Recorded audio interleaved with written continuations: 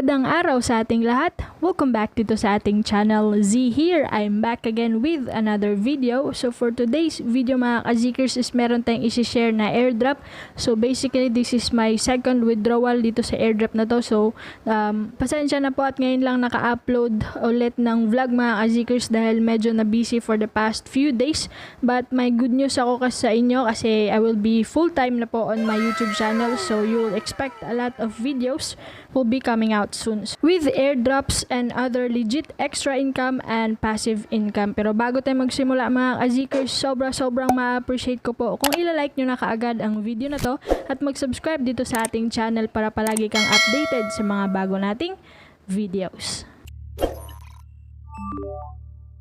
Alright, so this is an update for eCoin airdrop mga ka-Zkers. So a lot of us already know about this but some don't. So I'm gonna be sharing again live with my second proof of payment or withdrawal dito sa eCoin airdrop mga ka-Zkers. And of course, I'm gonna be sharing as well other ways to earn on eCoin website. So as you can see, this is my first withdrawal video last 3 months ago mga ka-Zkers. So I earned $12 dito sa eCoin airdrop, and also feel free to check the link on this video, and this is also my first video as well on the airdrop on how to register, and nakapin din dito sa video na to mga ka-Zkers, may lilitaw dyan na I. So ayun, as you can see, and again you can check the link on the description below for you to register on eCoin and start earning na din katulad sa akin mga ka-Zkers. So ayun, ang dami, sobrang dami ng ways on how to earn on this website. So they conducted this airdrop last year mga ka-Zkers. So sobrang bilis at saka sobrang dami na din ng nakapag-register dito. So almost 5 million na sila dito mga ka-Zkers na nag-register and have already withdrawn on their eCoin token. So yeah, we have it here. So on the menu bar mga ka-Zkers, makikita nyo you can take the tour para mas makabisado nyo dito si eCoin website, or you can earn more as well as their other airdrops offering dito sa kanilang website. So there are a lot of ways, sobrang dami talaga mga ka-Zkers. Just take a minute of your time to explore the eCoin website mga ka-Zkers. Sobrang bilis lang, in just a day kikita ka na dito ng eCoin token nila. And of course, they have their staking as well mga ka-Zkers. You will earn 11% of interest per month. So it will be distributed every 23rd of the month mga ka-Zkers, like December 23rd, January 23rd, every 23rd mga ka-Zkers. So at least meron kayong saving balance dito sa inyong eCoin wallet dito sa eCoin website. So sa akin meron akong 11,000 eCoins sa aking saving balance. Kung gusto niyo naman i-transfer, by the way, there are difference between the savings and the current balance. So yung current balance mga ka-Zkers, yan yung pwede nyo i-withdraw, while the saving balance, kumbaga yan yung in-stake nyo na balance nyo dito sa inyong account. And that's, you will earn an interest of 11% per month. So yung current balance mga ka-Zkers, yan yung mawi-withdraw nyo. As you can see, meron siyang option to withdraw your funds to the other wallets that has an eCoin listed already. So ayan. So if you want to transfer your current balance mga ka-Zkers papunta sa iyong saving balance to earn 11% interest per month, all you have to do is to click the save and earn dito sa option dito sa current balance mga ka-Zkers, no? Kung ayun nyo naman, pwede na i-click yung withdraw funds to your Wombat wallet and from your Wombat to your Probit Exchange wallet. So ayun, i-share or ipapakita ko din yan sa inyo later on mga ka-Zkers. So gagawa din tayo ng live withdrawal dito sa ating eCoin account into Probit Exchange. So mag-i-exchange tayo later on mga ka-Zkers. So ayan. So again mga ka-Zkers, just a heads up, you cannot withdraw your saving balance dito sa inyong eCoin wallet. So the current balance lang ang inyong pwedeng ma-withdraw. So if you want to know the details, you can check on details dito sa baba ng saving balance. But if you want now to save and earn or to transfer your current balance papunta sa inyong saving balance for staking, is all you have to do is to click the save and earn dito sa gitna mga ka-Zkers, sa current balance sa baba. So from details to save and earn. So once mag-click na natin yan mga ka-Zkers, is mara tayo dito sa page for us to input the amount of eCoin papunta sa ating saving balance for staking. So as you can see, interest rate for Pioneer is 11%. So ayun, dito sa amount makikita natin amount of eCoin to be transferred papunta sa ating savings balance. So ang ita-transfer ko dito is, since i-withdraw ko yung 1,000, so 1,000 na lang. So 1,000 eCoin. So this is just an example mga ka-Gcars to guide you on how to transfer from the current balance papunta sa inyong saving balance. And as you can see, request added successfully. So na-add na siya ngayon sa ating saving balance mga ka-Gcars. So this is also the kumbaga pwede natin siyang matawag na passive income kasi wala kang gagawin. All you have to do is to save your eCoin sa inyong saving balance, and that's it. You will earn an interest per month.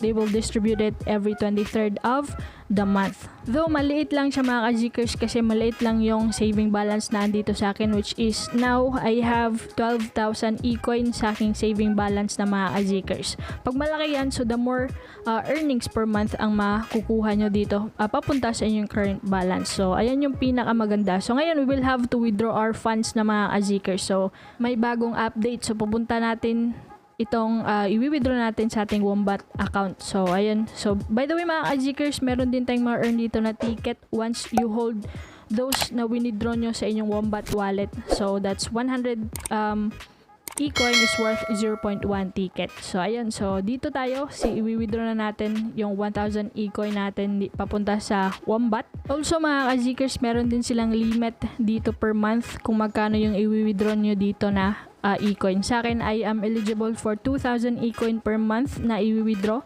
So ayun, dito kailangan nakalink lahat yung Wombat wallet nyo, Telos wallet nyo dito sa eCoin account nyo mga ka-Gcars. So ayun, we-withdraw natin 1,000 eCoin.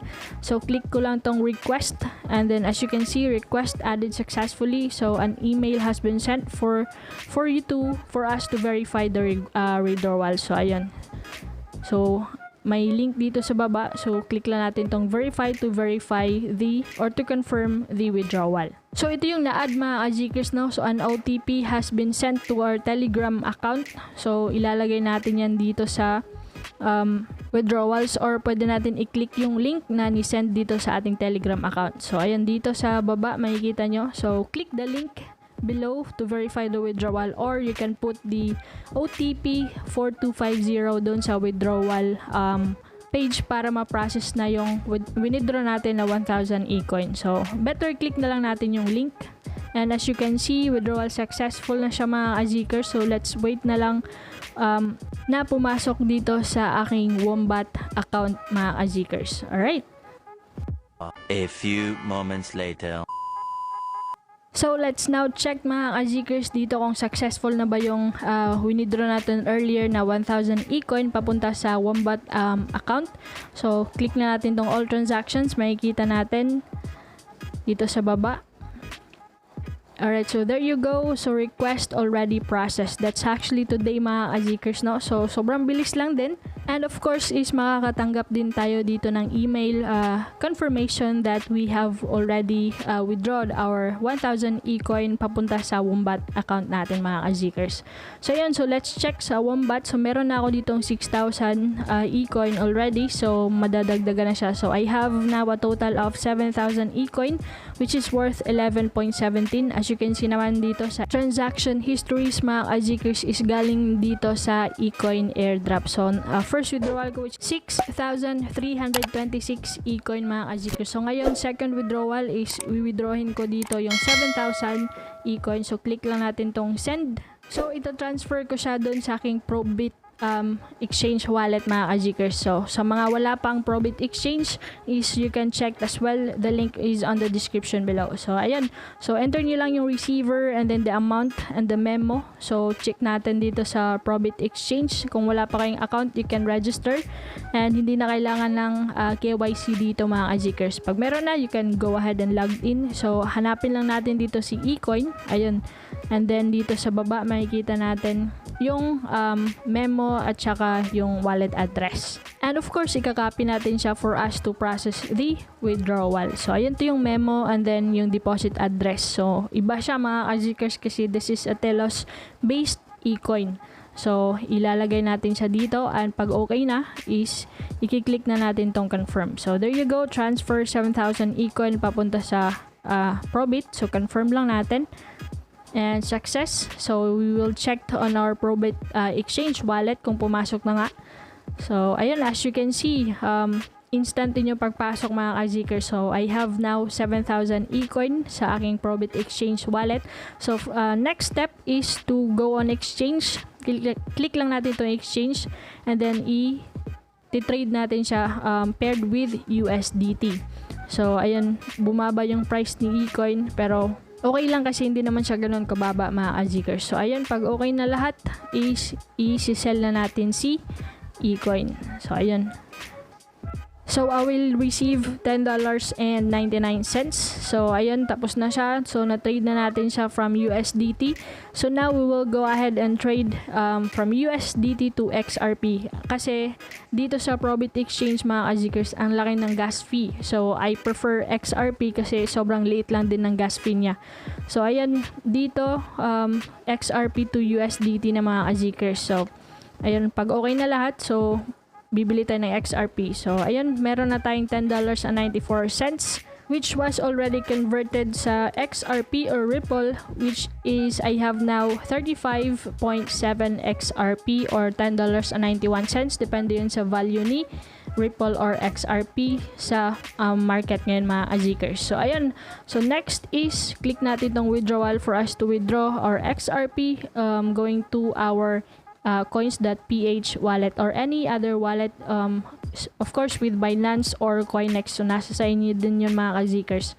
So, we'll have to input the withdrawal address and the destination tag and all the XRP that we have on the eCoin airdrop. So, ayun, dito sa aking XRP, meron ako 126 sa aking coins.ph. So, ayun, kakopy lang natin tong wallet address tsaka destination tag. At pag okay na lahat mga ka-Zeekr, so as you can see, diba, sobrang baba lang ng gas fee. So, that's 1 XRP. So, probably like 10 to 15 pesos. So, pag okay na, so, may marireceive ako na 34.7 XRP. Click natin tong withdraw XRP. And as you can see, your withdrawal request was successful. So, makikita nyo din dito, I received 34.7 on my message, text notification. So, check natin dito. So, I have 126 earlier mga ka-Zeekr. So, naka-receive tayo ng 34.7 XRP from my Probit Exchange wallet. So, ganun lang siya kabilis mag-withdraw from your eCoin account sa website, papunta sa Wombat, at saka papunta din sa Probit Exchange going to the coins.ph wallet. Kaya wag na kayong magpahuli to earn eCoin token mga ka-Zeekrs. And that's all for this video mga ka-Zeekrs. Thank you so much for watching. See you on our next vlog. Stay safe. Daghang salamat. Bye for now.